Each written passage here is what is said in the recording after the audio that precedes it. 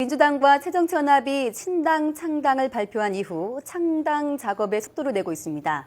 지방선거 90여일 앞으로 다가왔는데요. 앞으로 판세에 어떤 영향을 미칠지 또 향후 전국에 어떤 파장을 불러올지 전문가와 함께 짚어보도록 하겠습니다. 정군기 홍익대 교수, 김철근 정치평론가, 그리고 정치부 박순표 기자 나와 계십니다. 안녕하십니까? 네, 안녕하십니까? 네, 어서 오십시오. 네, 먼저 이 민주당과 새정치연합이 신당을 창당하겠다 오늘 발표를 했는데 먼저 좀 이 총평부터 간단히 좀 듣고 시작하겠습니다. 먼저 네, 교수님 먼저 말씀해 주시죠. 예, 뭐 굉장히 충격적이죠. 참 네. 놀랐는데 물론 야권 지지자들 입장에서는 매우 좋은 방향의 새로운 돌파구가 될 수 있는 것도 볼 수 있지만 저는 뭐 여야를 떠나서 국민의 눈높이에서 그동안의 정치권에서 들었던 얘기들을 한번 되새겨 보면은 안철수 의원이 뭐라고 그랬습니까? 100년 정당 얘기를 했는데 100년 정당을 한번 만들어 새정치 하겠다. 그리고 예.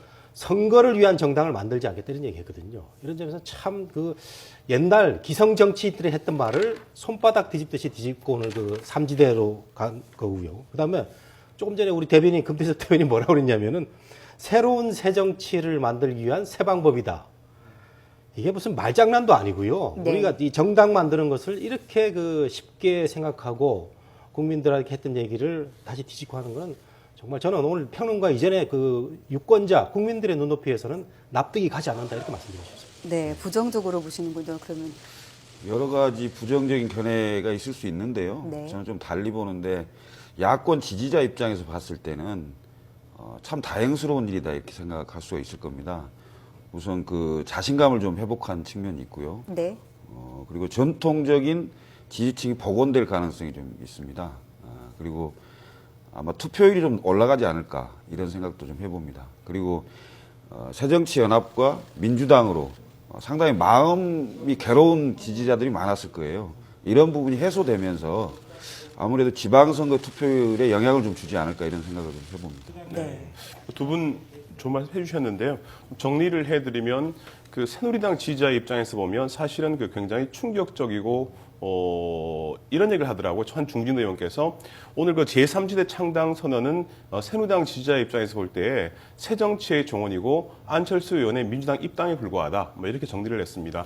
새정치를 위해서 안철수 신당이 최창당에도 이르기 전에 이렇게 새로운 모습으로 제3지대 창당을 내세운 것 자체가 새정치를 하기 안타까운 것 마찬가지이고 결과적으로 봤을 때 127대 이 두석에 불과한 여야 구도로 봤을 때 새정치가 힘들어질 것이다. 결과적으로 민주당 입당한 것에 불과하다. 이렇게 혹평을 했습니다. 예. 반면에 또 민주당이나 야권 지지자 입장에서는 새정치를 현실적으로 해나가기 위해서 여러 가지 힘든 어려운 점들이 있기 때문에 현실적 동력을 만들어가기 위해서 불가피한 선택이다.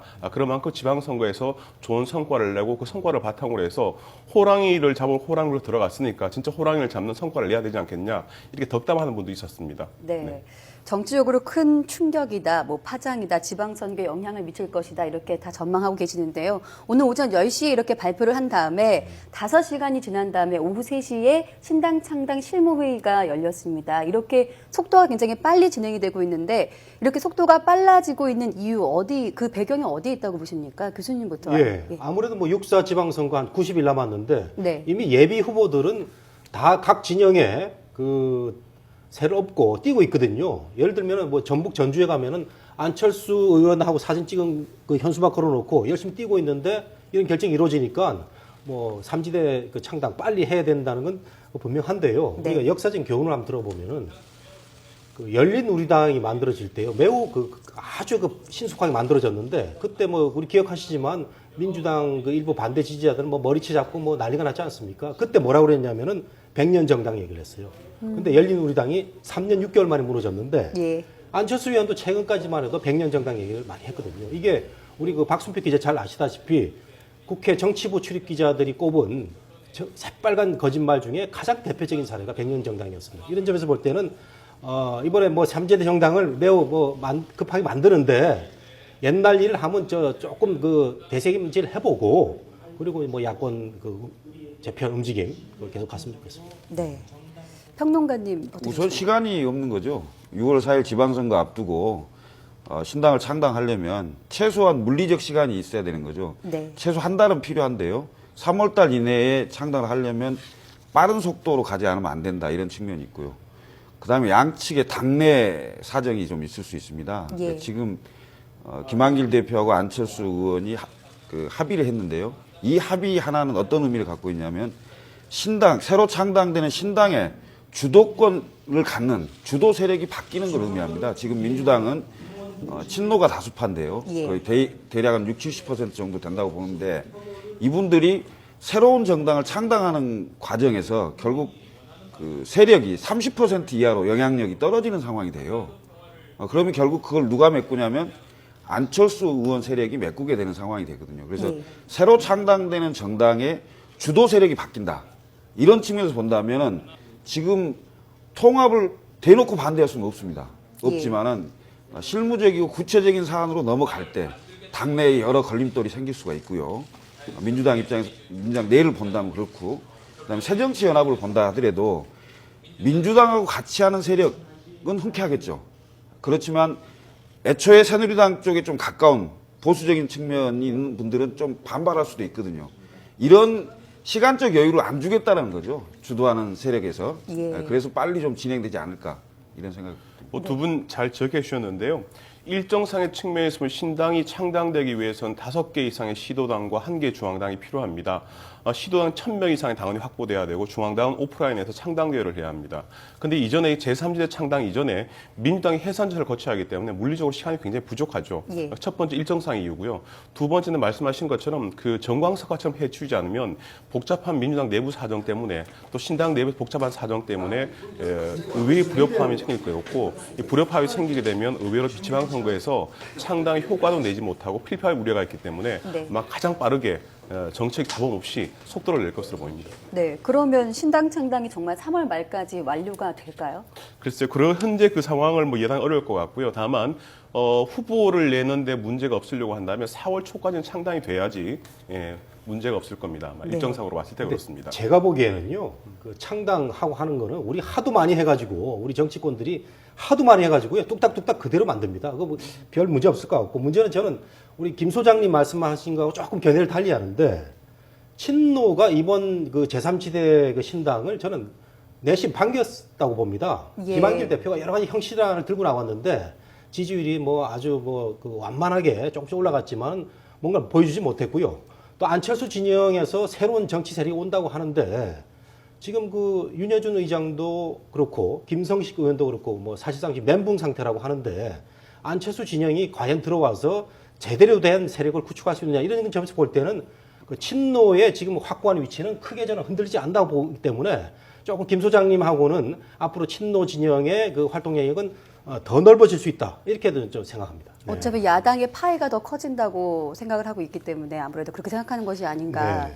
그러니까 창당 준비단을 이제 양측에서 5대5로 꾸리지 않습니까? 네. 그 창당 준비단에 민주당 측에서는 이제 친노도 일부 들어오겠지만 실제 전체를 놓고 보면 결국은 친노가 그만큼 포지션이 줄어드는 거죠. 그걸 얘기하는 겁니다. 네.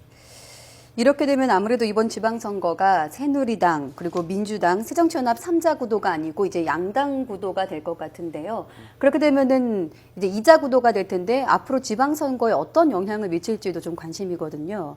먼저 평론가님께서 먼저 이제 말씀해 주시죠. 1대1 대결 구도로 이제 거의 확정됐다고 봐도 과언이 아닙니다. 이게 그 수도권 같은 경우 이제 서울시장이나 경기지사 뭐 이런 인천시장 이 수도권 같은 경우는 박빙의 싸움을 할 가능성이 높아졌죠. 네. 아까 제가 말씀드렸듯이 야권 지지자가 자신감을 회복하는 상황이 됐어요. 지금 이전의 여론조사를 보면 새누리당이 거의 뭐 40%, 나머지 뭐 민주당만 했을 경우는 거의 절반 수준이었고 새정치연합까지 합쳐도 상황이 안 되는 상황이었지 않습니까? 네. 근데 지금은 그러니까 새로운 통합 합당 창당을 하고 거기에 시너지 효과까지 더해진다면은 거의 새누리당하고 그 육박하는 여론 상황이 나올 거고요. 그런 상황이라면 결국은 투표장이 많이 나올 가능성이 높아졌어요. 그래서 야권 지지자들이 이제는 해볼만하다. 뭐 이런 정서가 좀 널리 퍼지지 않을까 싶습니다. 네, 교수님 어떻게 예, 보십니까? 뭐 김수의 말씀에 동감을 하는데요. 야권 분열을 노려서 새누리당이 참 쉽게 갈 수 있는 선거였는데 뭐 상황이 이제 180도 달라진 거 아닙니까? 사실은 기초선거 공천 문제에 대해서 새누리당이 반성하지 않고 어물쩍 넘어가려다가 이런 제3지대 창당이라는 큰 그 변화를 일으키게 됐는데 그렇다고 해서 새누리당이 불리한 건 아니에요. 왜냐하면은 안철수 의원이 내걸었던 그 새정치라는 그 무지갯빛 꿈이 있었잖아요. 많은 국민들이 그 기존 그 정치권의 여러 가지 구태에 대해서 실망을 하고 혁신적인 모습을 안철수 진영을 통해서 좀 보기를 바랬는데 스스로 이제 꿈을 접고 5대5 뭐 제3지대라는 표현을 썼지만 이것도 이제 새로운 야권 연대, 뭐 구태연한 야권대 이런 그 비난을 피하기 위해서 제3지대라는 그 007 영화에 나오는 그런 표현을 썼는데 여기 보면은 결국은 무당파 그다음에 정치 혁신을 원했던 많은 중도 세력들이 다시 등을 돌려서 새누리 쪽으로 갈 그런 그 움직임이 있다고 보기 때문에 역시 그 5대5의 박빙의 싸움이 전국 곳곳에서 전개되지 않을까 이렇게 생각됩니다. 네, 지방선거는 조금 이따가 다시 한번 얘기를 계속해 네네. 보도록 하고요. 이 신당이 창당되는 과정에서 굉장히 많은 진통이 예상이 되거든요. 힘의 균형이라던가 어떻게 보십니까? 일단 그 지방선거 얘기를 좀 마저 마무리하면 네. 일단 수도권 같은 경우에는 그 당장 서울시만 보더라도 얼마 전 여론차를 보니까 박원순 시장이 새정치연합 후보가 나왔을 경우에 정몽준 의원과의 3자 대결에서 밀리는 걸로 나왔습니다. 그런데 새정치연합 후보가 나오지 않고 박원순 시장이 단독 신당의 단일 후보로 나오게 되면 정몽준 의원과의 대결에서 이기는 것으로 나와 있습니다. 그만큼 당장 판세 자체가 변할 수 있다는 말씀을 드리고요. 특히 경기사 같은 경우는 남경필 의원의 차출전이 계속되고 있습니다만은 김진표, 원혜영, 김창호 플러스 김상곤 교육감의 경선구도 형성이 되게 되면 당장 야권이 승기를 줄 수 있는 그런 위치에 올랐다 볼 수가 있습니다. 인천 같은 경우에도 그 박호근 위원장이 새정치연합 후보로 거론됩니다만은 송영길 시장과의 후보 경선이 이루어지게 되면 사실은 또 승기를 줄 위치에 있습니다. 다만 호남권 같은 경우에는 지역적으로 새정치연합 측의 후보와 민주당 측 후보 사이에 치열한 내부 경선이 있을 수도 있겠다. 뭐 이렇게 생각이 듭니다. 네. 그리고 창당 과정 설명해 주셨는데 그 과정에서 새정치연합 측과 민주당 후보 측과의 불협화음 없는 질서 정연한 창당이 이루어진다면 상당히 시너지 효과가 있을 것이고요. 반면에 이합집산을 보여지게 되면 오히려 이 창당이 독이 될 수도 있다. 이렇게 평가할 수밖에 없을 것 같습니다. 네. 지금 현재 신당 창당의 효과가 어느 정도냐라고 분석하는 것은 앞으로 향후 많은 절차가 남아있기 때문에 대단히 섣부른 예단이다. 이렇게 말씀드릴 수가 있겠습니다. 네.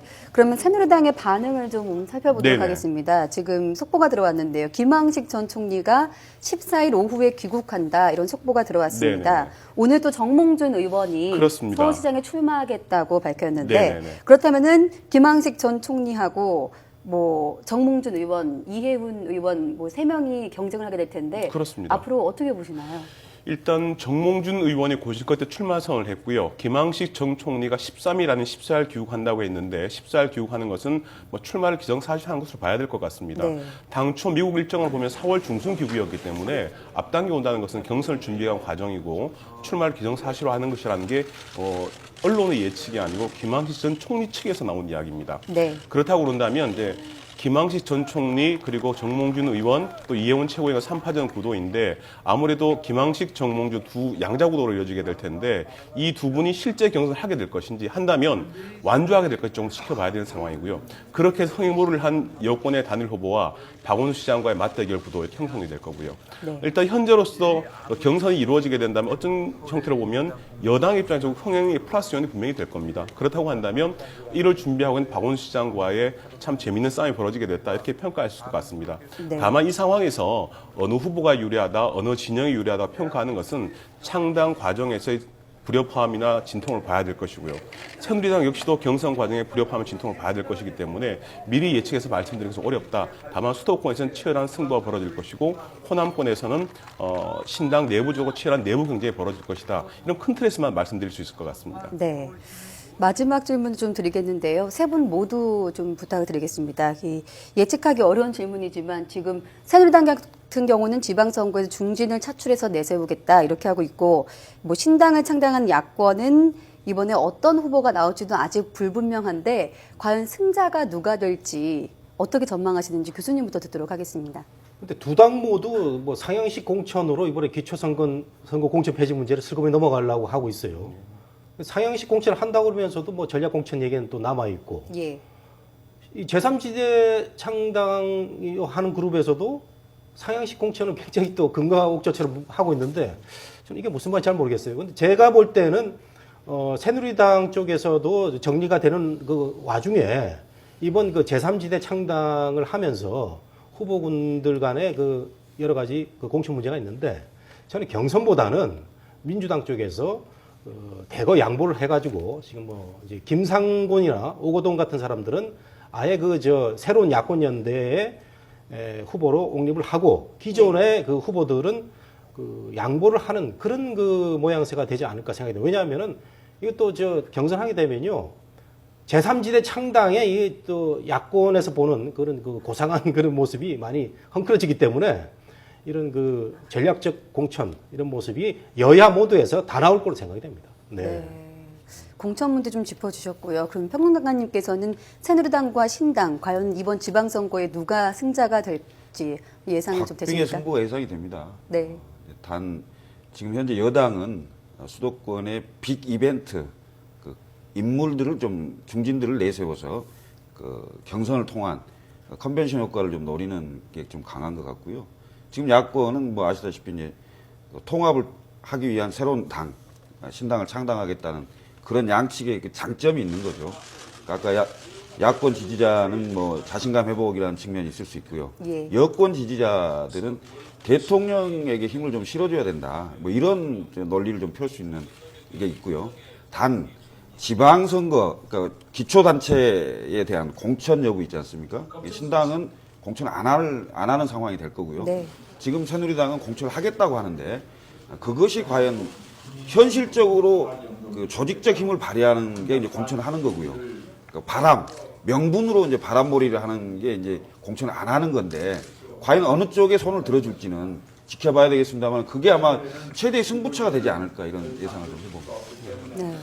일단 신당의 창당 과정이 어떻게 매끄럽게 이루어지는가, 또 이에 따른 새누리당의 대응이 어떻게 이루어지는가에 따라서 결과가 정해진다는 말씀을 드리고, 다만 하나 이번에 그 통합신당 창당으로서 이 지방선거 구도가 지난 대선의 포스터 대선 형태로 굳어지게 됐다, 이런 말씀을 드리고 싶습니다. 네.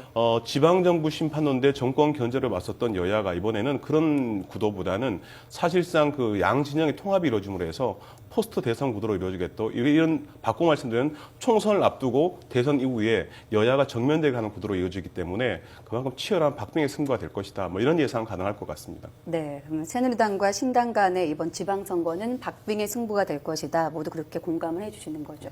네, 그렇습니다. 네, 고맙습니다. 지금까지 정군기 교수님, 김철근 정치평론가, 정치부 박순표 기자와 함께 정치권 이슈 살펴봤습니다. 고맙습니다. 네, 감사합니다.